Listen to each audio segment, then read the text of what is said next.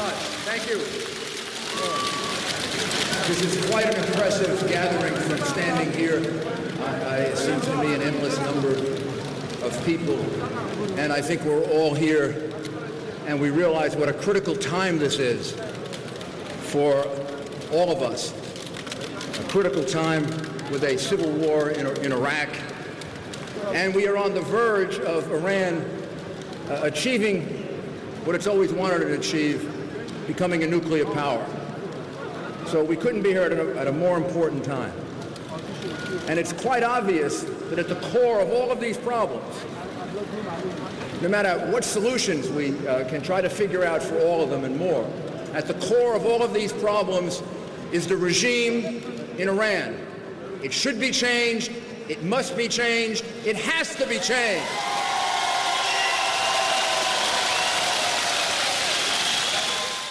In Egypt and Libya, the alternative to regime change was not clear. In Syria, because of our dithering and our inability to make decisions to regime change, and the alternatives in Syria become very difficult. And now we've let the same thing happen in Iraq by failing to act early enough in getting rid of Maliki. But the regime change in Iran is easy. There is an alternative. There's an alternative in Iran that stands for democracy, stands for freedom, stands for human rights, stands for the rights of a woman, is led by a woman,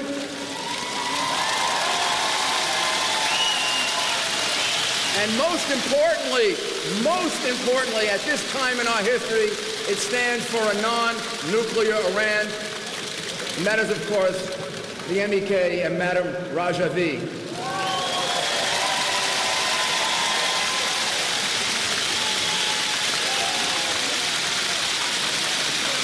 For those of us who have been involved with you for so many years now, what is happening in Iraq is no surprise.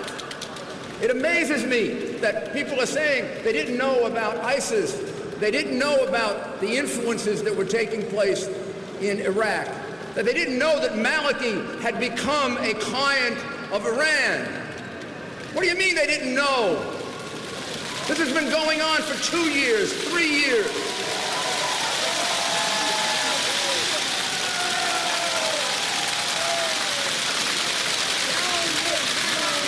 It all gets back to the same thing. We cannot solve the problem in Iraq without solving the problem in Iran.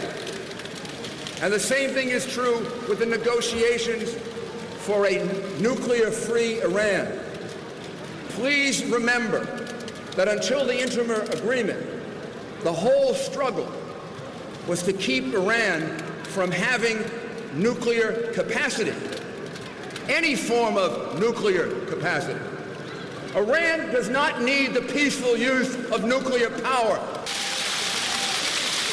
It's being recognized as allowing them to have the peaceful use of nuclear power, and then they want to do to us what they did to us before in 2003 and 2005. They want to cheat. They want to fool us again. Remember, we went through this before. They promised they weren't going to enrich uranium. And then they were caught red-handed 3 times enriching uranium.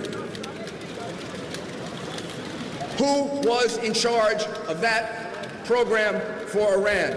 Rouhani, the reformer, who brags about it in his memoirs, that he fooled us, that he cheated us, that he lied to us. And who caught him? Who caught him in his lies? You did, the MEK.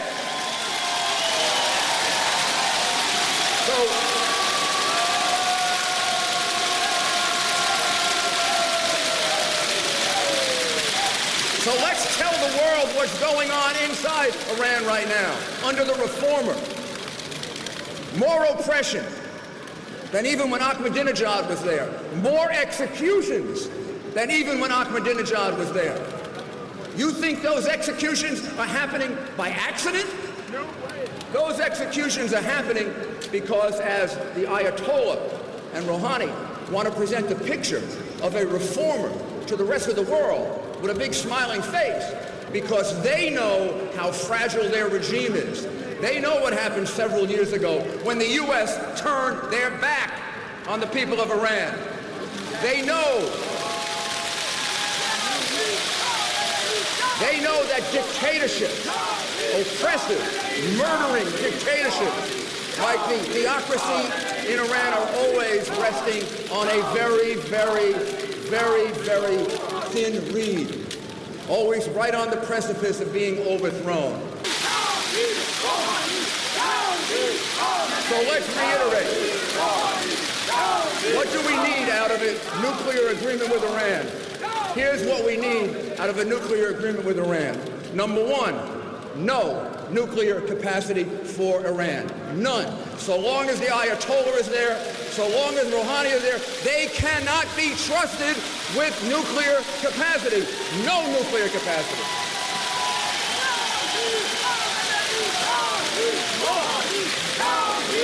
Inspections at any and all times, and never ever, for any reason, never ever, in any negotiation, for any reason, give up the principle of regime change in Iran, because ultimately it's the only solution.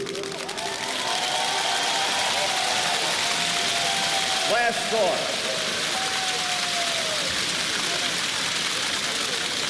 These very big issues that affect the peace of Iran, the United States, and the world are engaging. But we can't let this moment pass without remembering our people who are left behind in Iraq. They're the ones paying the price. So to the people at Liberty, please understand, we are here for you. We remember you. We will fight for you. We wish we could deliver you. I wish my country would live up to its promise. I wish my country would not continue to dishonor itself by having promised you freedom and protection and denied it to you. I wish I could make that happen. But there is. No matter how strongly we all feel about it, and you see these people who are here with us today, no matter how strongly we feel about it, there is one person who feels it every minute, every hour of every day. She is a great woman. And when the history of your country is written, Madame Rajavi will be known as the great liberator of Iran.